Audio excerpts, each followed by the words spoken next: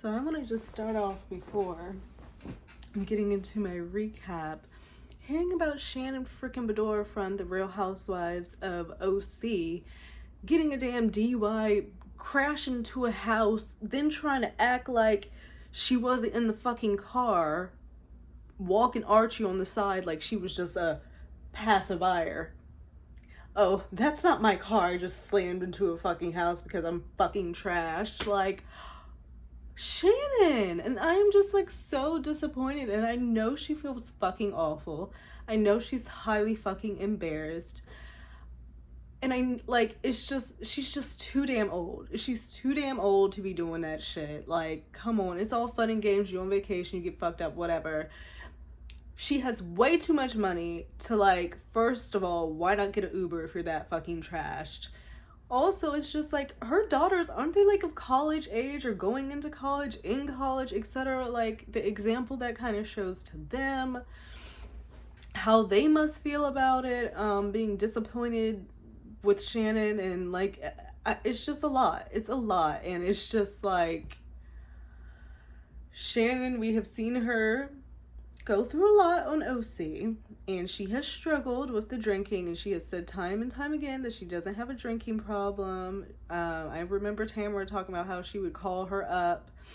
Shannon would be calling Tamara up, sitting there on the phone after she's been having some wine. She's a little wine drunk, and spilling all the tea about her and John's relationship and their struggles and what they don't do and what they do and da-da-da-da. Telling all her relationship shit, and then being upset when you tell Tamara on the telephone all your tea, when she goes and telephones the way that she does and tells everybody the fuck else, and then acts like, oh my god, I don't know what you're talking about. That's what Tamara does. So Tamara has been on this show for years. She was gone and then came back, and back when she was on it back in the day and currently, she hasn't changed. She stirs shit up. She talks shit. She's a friend to nobody, especially to Jen, the girl that she apparently was friends with and brought on there. Like, I feel like she intentionally wants to embarrass and hurt this girl the way that she is taking on this whole thing with her man. You know, like, Tamara, I understand you want to act like you're concerned, but it's coming off as a mean girl bully. And why are you so invested in her relationship when, what about your relationship? Don't be so invested in her relationship. She's trying to figure it out, and then to bring up her family like that in front of everybody. Like, if you want to be a friend, if you're actually concerned, you pull your friend to the side, sit down, go to a cute lunch or whatever, and say, hey, this is this, and this is this. But it seems like up in that gym, there was a lot of shit going on, you know, like, damn. It was an exclusive gym, all right. They were doing a lot in that gym. So it's just a lot, and I'm just disappointed with Shannon, and I know she's disappointed in herself. I know her kids are disappointed. I think that her and John probably are broken up at this point, but he's probably like, I'm glad I'm not with that, and that's gonna make her feel probably even worse, you know. So I just wanted to check out, because I've been seeing the article and I kind of got an overview of what's happened, but right, so someone said, being a DUI dumbass myself, 2008, and I'm grateful it happened. I can guarantee at this reunion that happened a couple weeks ago, Shannon yet again stated she doesn't have an alcohol issue. Oh, she probably did. She got out of the car and pretended to walk Archie. She needs help. She's had this problem for a while, all the while talking about Gina's DUI and still no self-realization. That's right, because remember she had her little party with the tequila, and she was sitting there talking about Gina, like, yeah, if it wasn't for me, she could have had her kids taken, she could have gone to jail for her DUI, this, that, and another, blah, blah, blah. But here you go, crashing into people's houses, getting out of the car, acting like you're walking Archie, like you're a bystander to your mess. That is so wild that she did that shit. That is so fucking wild. Like, it's not funny, but what the fuck, Shannon? So I know Gina is like low-key digging, like, it's like human nature, you know? I know Gina is over there like literally trying to see every single piece of fucking information she can on this shit. Like, she has the opportunity to say and do the funniest of things. She can offer her a fucking lawyer. She can look, it's just like, you really, Shannon is in a fucked up situation. And is it time for Shannon to take a tea?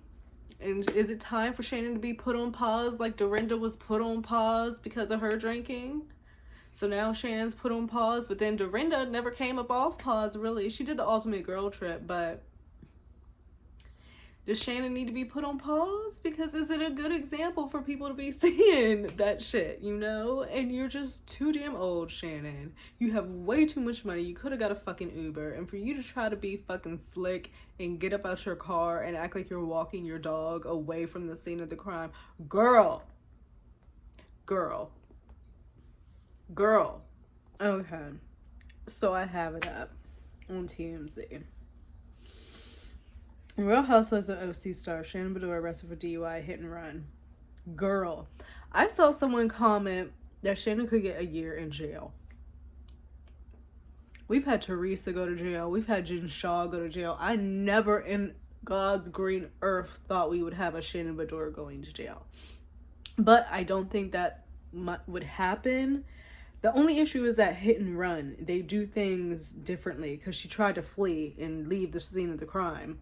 Versus Gina, I guess she had the DUI and, you know, went through whatever the process is. And, you know, she didn't go to jail.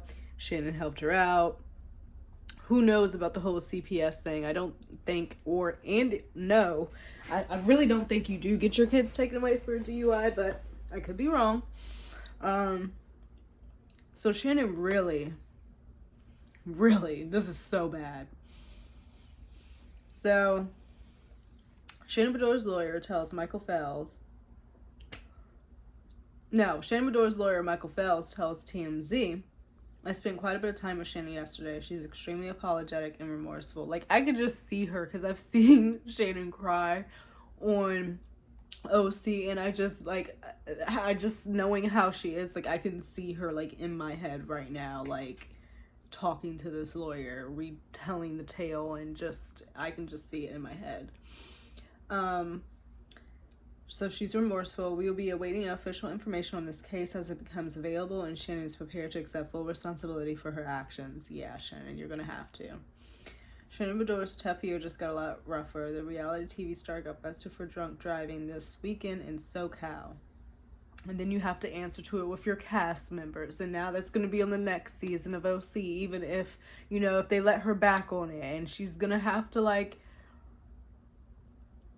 tuck her pride way, way, way under, because they're going to give it to her. If that, like, I would hope they come from a place of compassion, but then, like, this is, like, serious stuff, like drinking and driving. You're putting your life and somebody else's life at risk. Apparently, she ran into a house. Let's figure it out. She was in SoCal. Law enforcement sources tell TMZ the Real Housewives of Orange County star drove her car into a residential property in Newport Beach Saturday night and actually clipped a house. How do you clip a house? We're told Beador then turned back onto the road and kept going before parking her vehicle in the middle of the street and getting out with her dog. Oh my God. Our sources say she tried to act like she was taking a walk when police arrived after receiving a 911 call. We're told she wasn't fooling anyone as she appeared wasted and was taken into custody. Damn, Shannon. Cops also seized Beador's car as a part of their investigation into the damage of the home. A rep for the Newport Beach PD says Beador was booked for 2 misdemeanors, hit and run, and DUI alcohol. She was cited and released without bond. Okay, sources with direct knowledge tell us she was not filming with Bravo before the arrest, as the show's not currently in production. Oh, but baby, if you come back, you know you're going to have to talk about this. It's been a bumpy ride for Beador lately. In January, she publicly discussed her painful split from her boyfriend of 3.5 years, John Jansen. Beador told people she was blindsided. TMZ reached out to Shannon's team for a comment, but has not received word back. So Shannon, damn. And I like Shannon, like she's always made me laugh and stuff like that, and she's just kind of like, you know, always looking for calm and stability. She goes to the Dr. Moon guy. Me and my mom was talking about that. She always goes to that Dr. Moon for calm and stability and everything like that for her anxiety, but she's the most like wound up, most uptight, anxiety filled, wanting other people's validation person I know. So I don't know if Dr. Moon is working. I don't know, Shannon. I don't know. And she's so into these damn colonics. It's like so weird. But I hope that Shannon really is just taking a moment. And she is going to be owning up and taking full responsibility. I'm glad that nobody got hurt. She got lucky in that sense. So, we live and we learn. I mean, that's just sad, but I'm gonna watch The Real Housewives of New York Reboot. They are on vacation. I know that Aaron and Uber are supposed to be getting a little tiff, so I'm kind of excited to see that. So we'll see. So off the bat, I'm already irritated because Aaron is talking to Bryn. Because remember, Bryn did not go to dinner, so everybody else was at dinner sans Bryn. And Aaron's like, yeah, like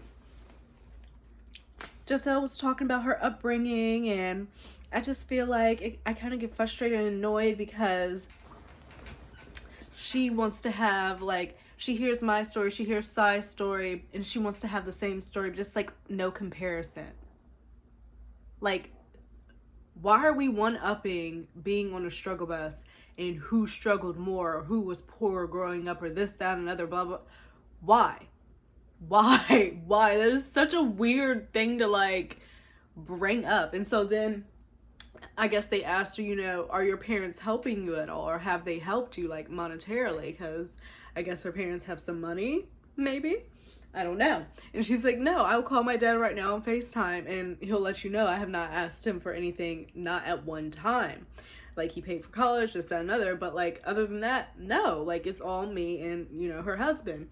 And Sai goes, God, I wish I had someone to help me. And it's just like, you cannot be jealous and, like, don't down somebody else for having a supportive family or, like, you know what I mean? Like, it's just like, why are we trying to one up in who has struggled more? And it's not like she ever said her story or her struggle was worse than you guys. That's something that you all are feeling. It's just like off the bat with this shit. Paid for King's College, yes, they did. Yeah, so she kept going on and on. She was like, my father would not let me come to New York, so I had to live with my uncle for 2 years, and I struggled. I had nothing. So Sai, like, really opened up again, and she was like, look, you lived with your uncle. Like, I was homeless. It's like, there was a point where I had $20 in my bank account. I'm not even serious. There was a point when I had $0 and zero. Okay, well, it's negative $498. they allow you to go into overdraft? Okay, Sai, like, we understand. That's horrible. That's sad. That's a horrible, horrible, horrible situation. But are you going to down somebody from having a separate experience than you did? Like, you're making her story insignificant and, like, dismissing her whole fucking upbringing because it wasn't as rough or she didn't struggle as hard as you. It's just weird. Like, you can't control your upbringing. You don't control what family you're born into or what cards you're dealt in or what fate you know, or is laid out for you. It just fucking happens. Your fate was this, their fate was that. And to down somebody for having help from their family is just like, it makes you come off as envious. And I can understand yearning for something that you didn't have, but there's a way to go about it and be about it. And like, Sai is just, I cannot, like, I really can't with Sai, y'all. I try, but I can't. I just cannot with her. Listen to this. Okay, well, it's negative $498. they allow you to go into overdraft? All I ever was overdraft. My life was This is Sai talking. Do you know what it feels like to have $0.00, no money, no parents' house to crash in? Having $20 in my bank account was a dream when I was young. And you can just see Jenna looking like, oh my gosh. Because Sai is so abrasive and so like she's talking at Giselle, and Giselle's sitting here like this as she's telling her, do you know how it feels to have $0 in your bank account and nowhere to fucking sleep at night and da da da? No. She's blessed to be in a situation where she didn't have to do that. And I'm sure she is very sorry that you were in the situation that you were in. And if there's anything she could have done at that time back for you then, I'm sure she could have done that. But that is not how life worked out. And that is not Giselle's fault. And you have Uba over there. She's kind of silent as well. But I know she's probably thinking the same thing Jenna's thinking. Like, this is just too much. It's too much. And Sai is so abrasive. Like, you don't know. And it's just like, Might be the most opposite humans. Yeah. they're very opposite. I was so annoyed. God bless her. She doesn't know what she's doing. She doesn't, but She's like, so out of it. it's ridiculous. I like it. Whatever. She knows exactly what she's doing. Wow. Good morning. Good morning, how you doing? The fact that Uba filmed Giselle snoring like that, oh my god. Oh my god. I would be so mad. And then they put it in a cup to amplify the sound of the snoring. I cannot. I know she was dying inside. Oh my god, that's so... I really like Uba because I feel like I'm on the same page of her thinking, because finally Giselle and Uba are sitting down talking to Bryn. Now Bryn has already had the conversation with Sai. And the other one, they had their separate conversation. And now she's having her conversation here with Giselle and Uba. Uba is pretty much like, look, whatever Giselle was responding back to Sai, she wouldn't fucking take it. Oh, it was Aaron. It was Bryn and Aaron Sai was talking with. But whatever Giselle was saying back to Sai about her upbringing, it wasn't enough. It was always an issue. Always an issue. Always an issue. Not good enough, right? And basically, whether you have $0, you had the $20, you're broke. You're fucking broke at the end of the day. And it is not fair to sit there and discredit someone's upbringing because it's not the same as yours. It's really not. At the end of this trip. And I just don't get it. What do you think they were trying to get at? I think Erin thinks I'm lying about the fact that, like, I grew up in nothing. Like, Yeah. why would I lie about that? Why would she lie about I that? feel like Erin's like, oh, you came from, like, a wealthy family and you come from, like, this and that, and you didn't. No. No matter what. And literally, Brent is trying to hook up with any and everybody now. She's trying to hook up with Jenna. Jenna's open to it. Jenna's single. So she's like, we're on an island here on vacation. Who knows what will happen? So who knows? I doubt it, but who knows? I think that Brent is just really, really flirty. And like, she's just like that. And she's going to flirt with any and every fucking thing if you have a heartbeat, you know? So, yeah, there's that. But I want to see... You lie. What is in it to you to like question what people are telling you? She said that she had like $20. And that's the thing. This is the second time, because remember, Aaron questioned Bryn's egg scenario situation, and now she's questioning Giselle's like upbringing and like trying to say, oh, she has more struggle than Giselle, and trying to one up on that. So Aaron's questioning a lot, and I have been seeing online where a lot of people think that like Aaron is really insufferable, and same with Sai, and I can see that a little bit. I do think that Bryn exaggerated that story, but I can see how the ladies are like, well, goddamn, you question this, you question that, like, it's too much. It's way too much. And I think that Uba is a good voice of reason. Account, the other person scream, I didn't have anything. Nobody's compared how much. $20, zero, it's all the same. We're broke. You're broke as hell. I don't have to explain my shit to anyone. You don't. And also, if I'm explaining my And shit there's to you, that. don't question me about it. Right. I don't know. At the end of the day, we owe no one an explanation. You owe nothing to anybody. You, first of all, it was a whole thing of, oh, you don't open up to us. We don't know you. So then she opens up, and then you're just going to compare how much she hasn't struggled, or you think that she's lying about it, or that, her family has helped her out with this, that, and another. How is that going to have anybody want to open up to you further? Like, that makes no sense to me. These girls.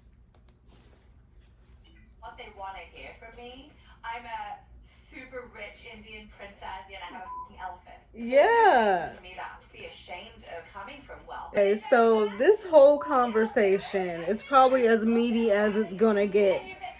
Because I'm just like, if I was Jocelyn to Aaron, I would be like, if you don't back up off me for a second, why do you even care?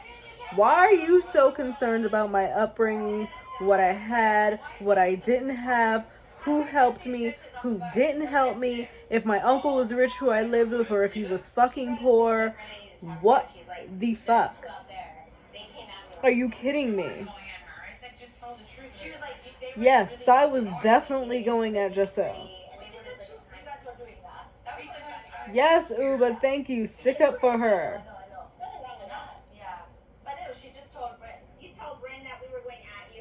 Yes, because you were, Sai. And then you guys were like dissecting everything. The answer is not simple with you, Jessel. It's never simple with you. Okay, so Sai. The answer's not simple for you, Jessa. She literally... Okay, let me let her finish.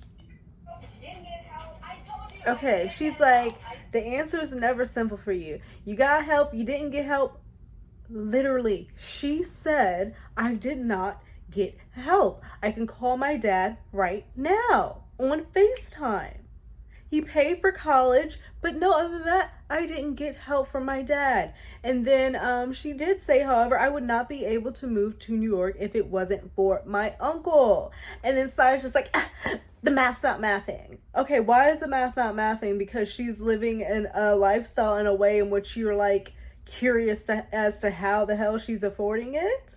Say that then, and you think maybe that her family is helping her on the side and maybe paying for the schooling and this, that, and the other, and y'all want to know where her money's from? Say that. Say you're curious instead of trying to deny her struggle or deny her life. But this is what I want you to hear, how Aaron is going to belittle and just literally demean and dismiss this woman's whole life and upbringing, and has never walked a day in her fucking shoes at all, but is going to tell her that her life is not hard and her life was perfectly fine. Who the fuck are you, Aaron, to tell somebody what their life was and was not? What on earth? Dad did not give me help. Did you not get that part? The math is not mathing. Sai, please. She did say that. She said, I would not be able to move to New York if my uncle didn't help me. Yeah. She said that. She did. Girls don't have an agenda with Jenna. Jenna can say her mother was an alien, and these girls will believe it, right? Jessica can bring her mom to them and be like, this is my mom, we need a DNA, right? Right. Like, there's no winning here, Jessica. Right. She's not gonna win. No, I know. You're constantly trying to say my life is so hard. It's so hard. It was so I'm not so constantly trying to But do you that. are. But that's what my reality When? is. No, it's not. It's not making it hard for anyone. Did y'all just hear that? Aaron says your life was not that hard. No, it isn't. When she said that's my reality. Who are you, Aaron, to tell somebody what their life is and or not? I am so confused, and this is such a bad look. I'm not comparing myself to God. And she didn't compare herself to anybody. Y'all are the one comparing her to y'all. How do you know that? Did you live my life? She said she's had a perfectly fine life. Are you kidding me? Erin? Did you live my life, Erin? Your life was so incredibly hard when you lived with your rich uncle. I said it was That my is business. so Oh my god. Did I? You know, condescending. Queen of assumption because you assume about everyone. Exactly. Lying. It's like, what the heck is wrong with you? I'm about to jump off the boat. I don't understand. It's trash. Why does it bother you? Thank you, Jenna's finally saying something. Jenna says to Aaron, why does it bother you? Why does it bother you so much? That's what I want to know. Why are you concerned in creating this whole big ordeal? And Erin is like, because it's so inauthentic. So you're trying to say she's fake? And that her story and her upbringing story is fake? And you don't believe it? How do you know that? How do you know that? Do you have receipts to back this up? Did you do a research or an investigative background on everybody on the show? How do you know this, Erin, that she's being inauthentic about her story? I'm confused. I'm very, very confused. Erin and Sai are literally telling Jocelyn that the story of her upbringing and her family and how they came over and everything is not her story. It's her family's story. Is she not from her family? If her family didn't do X, Y, and Z, would she be here? You know? So weird. And I just don't like Sai. She had her vein popping out and everything like it was that serious. Like, Okay, so apparently a part of the beef is this whole prank that Erin and Uba have going on. Because, Uba pranked Erin. So now Erin is like, I gotta get Uba back. Basically, I think Uba pushed Erin in the pool, something like that. Anyway, so somebody else pushed Uba in the pool. I kind of stopped paying attention because I got bored, quite honestly, halfway through there. And so I stopped paying attention. Apparently somebody pushed Uba into the pool, and Erin's like, oh, it doesn't count because I didn't push her in there. So now she's like, oh, but don't worry because I have another prank going in the background. I have Uba's phone. We're going to see how this goes because now you're touching people's belongings. It's a phone. That's an expensive piece of technology. I know I'd be fucking pissed if I was walking around looking everywhere on the fucking earth for my fucking phone, freaking the fuck out because I know how I am, and you're sitting there laughing hee hee ha, knowing good well you got my goddamn phone. That would irritate me so bad. So I already know off the bat I feel a type of way. Like, don't touch stuff that is not yours. I'm not gonna touch your shit, don't touch my shit, and it's just, we're gonna be good. We're gonna be good that way. And a phone is just too expensive. It's too fucking expensive. I know these ladies work, and it's just, why? I don't get it. Uba is pissed. So Sai was the one who threw Uba in the pool, and Uba is like, I thought the prank was done. Prank was won because you threw me in the pool. And Sai's like, no, because Erin didn't do it, so she wasn't done. So she had something in the background going. And she's like, what the fuck? I got family who's looking for me and shit, and she had my phone, didn't want to give it back. She's highly annoyed. I can't even fault her because I know how I am. So I can't even fault her. I really can't. She's looking around. Exactly. 12 o'clock in the morning. She's looking for her phone. And somebody is walking around.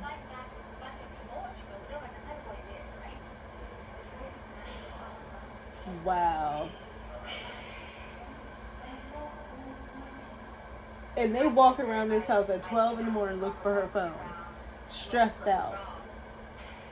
And is Sai helping her in knowing that Erin had it?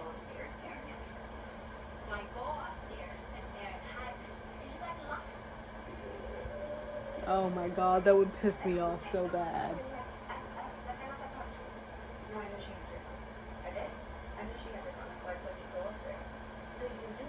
Yes, I knew. Of course, Uba. She sat there and walked around with you in that house at 12 o'clock in the morning, acting like she's looking for your phone. And knew exactly where it was.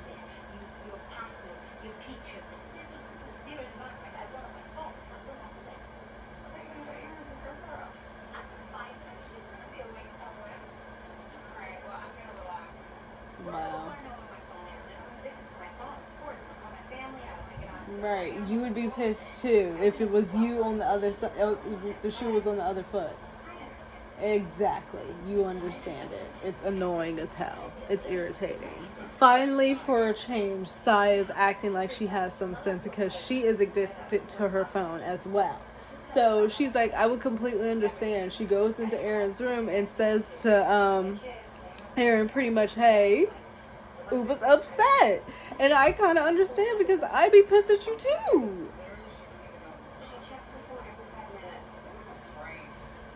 Whatever.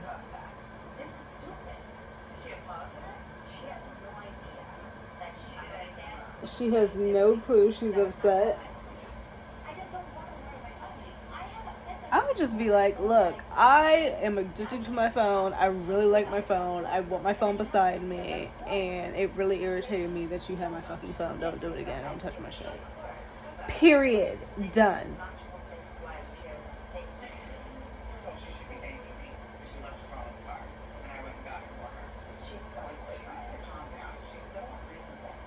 She is not unreasonable. When has Uba been unreasonable at all in the 10 fucking seasons that she's been on here? Barely she's been on here. She has been the voice of reason.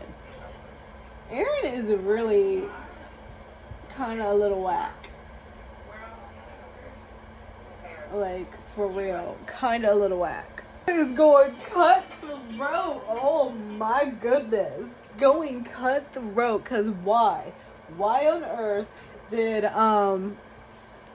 Uba and Giselle are in the bathroom talking, and Giselle is getting Uba all hyped up because they getting ready to go on their little excursion, and Giselle is relaying the whole conversation she had with Aaron.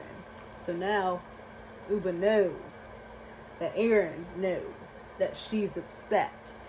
So they're about to meet up, and we're gonna see what happened. From all the previews I've seen, it's some stuff. It's some mess.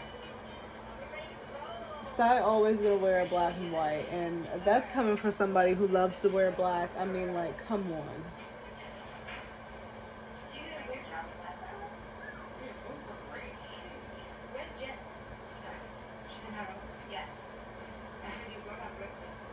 How does this even work? She's just not acknowledging Aaron's presence right now at all.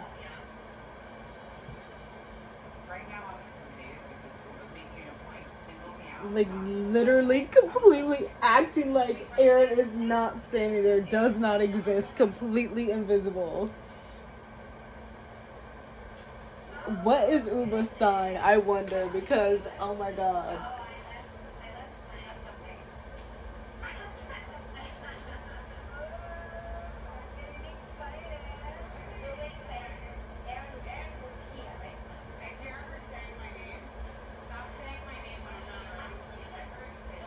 Oh, okay. So off the bat, Aaron's getting aggressive because Uba says something about she's over here or whatever. She didn't even say any Uba really didn't say anything off cuff at the beginning. Aaron goes, don't be saying my name when I'm not around. Oh, Aaron, like, for real. Oh my gosh. So of course Uba's about to pop off. Oh. Ooh. Oh Lord, so she just snatched the glasses off her face.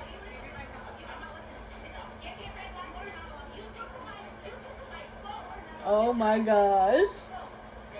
I love how the guy in the back is just smiling and laughing. Oh my god. Aaron's like, get away. Get away from me, Uba. Get away from me right now. Give me my glasses. Oh my god. Anyway, halfway through that, I got bored as fuck. There was only maybe when they were on the damn sailboat, that was a little moment, I guess. Talking about Giselle and whether or not her story's fake, and Aaron thinking that she's inauthentic. Now we have Aaron in it with what's her face? Giselle. Uba. So Aaron is in the mix a lot. I don't know. We'll see how this reunion goes. I'm more so just ready to fast forward, rewind to that, because now that we've gone on the trip, now that you know, they're about to go home, what's next? What is next? What more do they have? Like some other dinner party, whatever, like who cares? So that is episode 10. And I really still don't like Sai. I really like Uba now. I think that she's very much a voice of reason, and Aaron is really irking me. Bryn is just very much a lot. Jenna, I feel like I want to hear more from her. I want like more of like a pop back. Like she doesn't really, you know, but then I kind of get her as well. She's very just like, I'm gonna sit back and observe and see what's up. But she needs to snap back on somebody one good time. What else? Yeah. Who else? Is that it? I guess. If I didn't say them, I guess that means that it didn't matter. So, yeah, you guys. That is my recap of episode 10. And I will see you all a little bit later. Bye-bye.